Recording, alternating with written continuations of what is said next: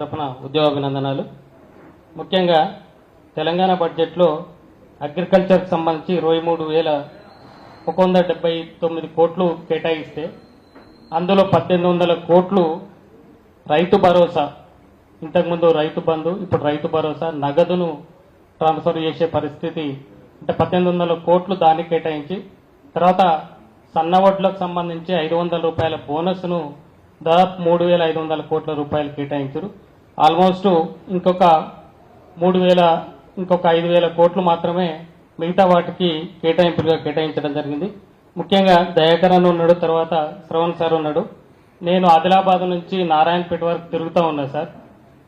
ఆత్మహత్య చేసుకున్న రైతు కుటుంబాల్లో ఇప్పటి వరకు పెన్షన్ ఇవ్వట్లేదు. అంటే దురదృష్టవశాత్తు 22 సంవత్సరాల నుంచి 30 సంవత్సరాల లోపు రైతు ఆత్మహత్య కుటుంబాలు ఎక్కువగానే మన రాష్ట్రంలో విషయానికి వస్తే 1995 నుంచి ఇప్పటి వరకు ఎన్సీఆర్పీ రిపోర్ట్ ప్రకారము 35,606, ఇది 2023 వరకు చేసుకున్న ఆత్మహత్యలు.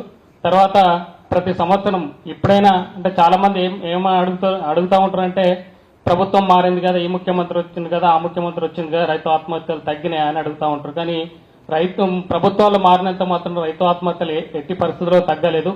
కొద్దిగా వేల నుంచి వందలకు వచ్చినాయి. ఇప్పుడు వందలలో దాదాపు మన రాష్ట్రంలో ఈ సంవత్సరంలో ఇప్పటి వరకు 52 మంది రైతు ఆత్మహత్యలు చేసుకున్నారు జనవరి నుంచి ఇప్పటి వరకు.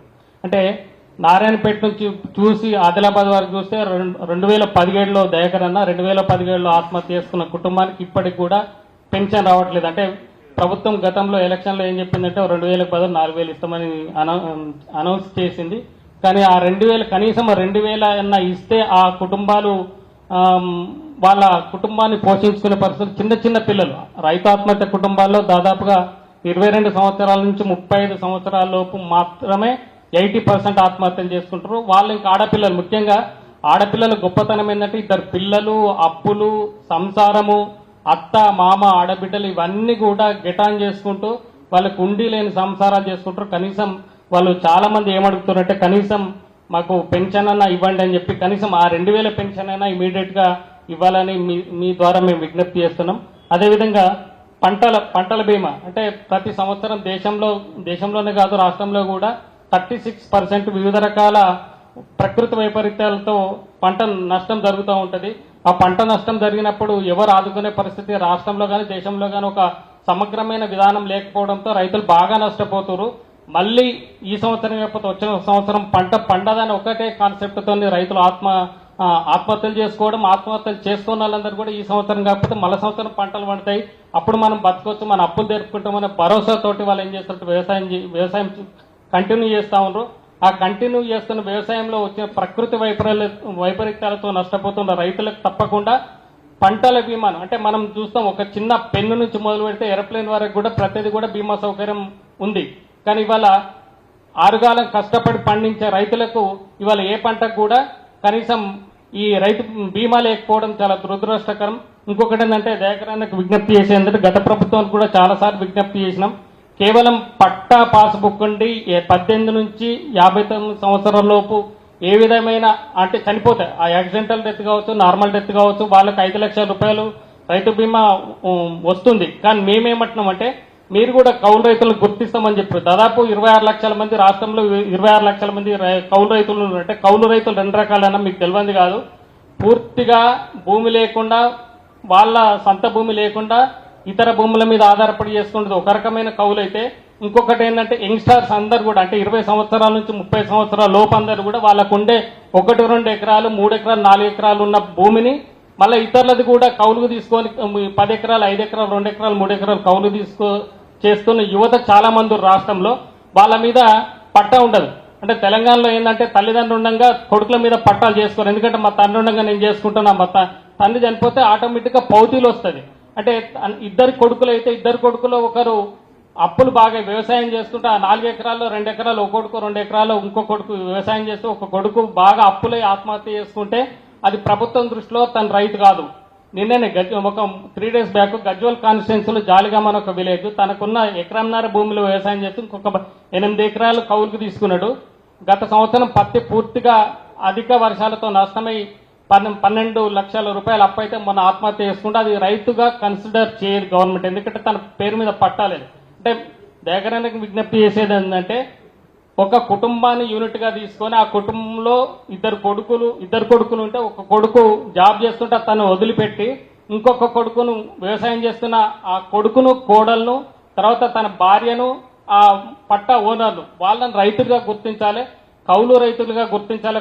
కనీసం కౌలు రైతులుగా గుర్తించి కార్డులు ఇస్తే కనీసం పంటలు అమ్ముకోవడానికి కానీ విత్తనాలు కొనుక్కోవడానికి కానీ ఫర్టిలైజర్ తీసుకోవడానికి కానీ ఇవన్నీ కూడా అవకాశం ఉంటుంది. కాబట్టి తప్పకుండా మీరు కౌలు రైతులను గుర్తిస్తారని మేము ఈ సందర్భంగా విజ్ఞప్తి చేస్తున్నాం. ఇంకొకటన్నా ఈ చిన్న యంత్ర పరికరాల ఊసేలేదు. ఎందుకంటే చిన్న యంత్ర పరికరాలు అనేది అత్యంత ప్రధానమైన రైతులకు ఇవాళ క్రమంగా అంటే గత చాలా సంవత్సరాల నుంచి 95 నుంచి మొదలెట్టి ఇప్పటి వరకు దాదాపుగా రైతుల దగ్గర నుంచి క్రమంగా విత్తనాలు దూరం అయిపోయినాయి.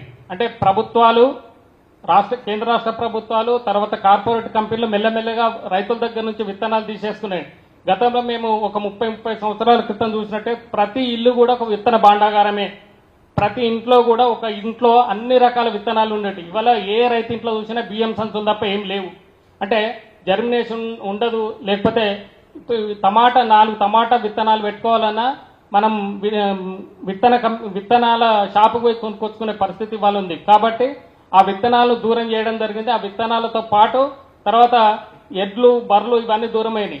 కాబట్టి తప్పకుండా చిన్న యంత్ర పరికరాలకు సంబంధించి తప్పకుండా సబ్సిడీలు ఇవ్వాల్సిన అవసరం ఉంది. అదేవిధంగా ఇంకొకటి ఇందిరమ్మ ఇండ్లు గతంలో ఒక 7-8 సంవత్సరాల క్రితం కూడా 5,04,000 అంటే గత ప్రభుత్వము ఈ ఇండ్లు ఫ్రీగానే సరే ఎన్ని కట్టించింది ఏందనేది ఆ విషయంలోకి నేను వెళ్ళను. కానీ 5 లక్షల రూపాయలకు మాత్రం ఇల్లు అయితే చాలా మందిని ప్రశ్నిస్తే చాలా మందికి ఇండ్లు వచ్చినాయన్న, ఇందిరమ్మ ఇండ్లు శాంక్షన్ అయినాయి. వాళ్ళు ఏమంటారంటే 5 లక్షలకి ఇల్లు కాదు సార్, కనీసం బేస్మెంట్ కూడా కాదు, కనీసం ఇంకొక 5 నుంచి 7-8 లక్షలు అప్పు అవుతాయంటే దాదాపు 10 లక్షలు దాటితేనే ఇల్లు కట్టుకునే పరిస్థితి ఉంది. కాబట్టి దయచేసి మీకు మా రైతాంగం తరఫున విన్నవించేది ఏంటంటే దాన్ని కొంచెం పెంచండి. 5 లక్షలు కాకుండా కనీసం 10 లక్షలు 8 లక్షలు కనీసం పెంచినట్టయితే కొంతమంది కట్టుకునే పరిస్థితి. ఇవాళ నారాయణపేట జిల్లాలో చూస్తే చాలా మందికి శాంక్షన్ వచ్చింది. పాపం వాళ్ళు they are eligible for that Indiramma house, but they are not invest.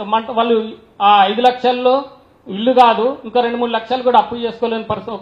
ఒక ఆమె ఏమన్నదంటే, అమ్మ రైతు ఆత్మహత్య కుటుంబం పోతే మరి నీకు ఇల్లు శాంక్షన్ సర్పంచ్ ఏమన్నట్టు ఇల్లు శాంక్షన్ అయింది సార్ అని చెప్పింది. మరి ఇల్లు కట్టుకోవచ్చమ్మా అని నేనంటే ఏమన్నదంటే ఆమె, నా మొగడు చేసిన తప్పు నేను చేశారు అన్నది. ఎందుకమ్మా అంటే నా మొగడే అప్పులు చేసి చచ్చిపోయిండు, నేను అప్పులు చేస్తే నా పిల్లలకు దూరం అవుతుంది సార్ అని ఒక గొప్ప మాట చెప్పిందన్న.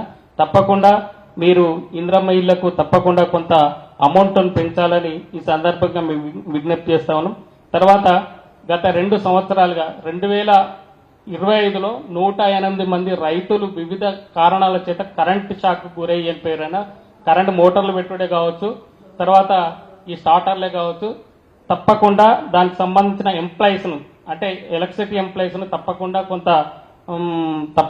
ఆ ఎలక్ట్రిసిటీ ఎంప్లాయీస్ను ఎక్కువగా రిక్రూట్ చేసి రైతులకు ఫీజు వేయలు కానీ అవన్నీ కానీ చేయాలని. తర్వాత ఈ మధ్యనే 5 లక్షల నుంచి 8 లక్షల రూపాయలకు కరెంటు షాక్తో చనిపోయిన కుటుంబాలకు 8 లక్షలు అనౌన్స్ చేయడం అనేది రైతుల పక్షాన మీకు ధన్యవాదాలు. ఈ అవకాశం ఇచ్చిన మీ అందరికీ పేరు ధన్యవాదాలు. Thank you.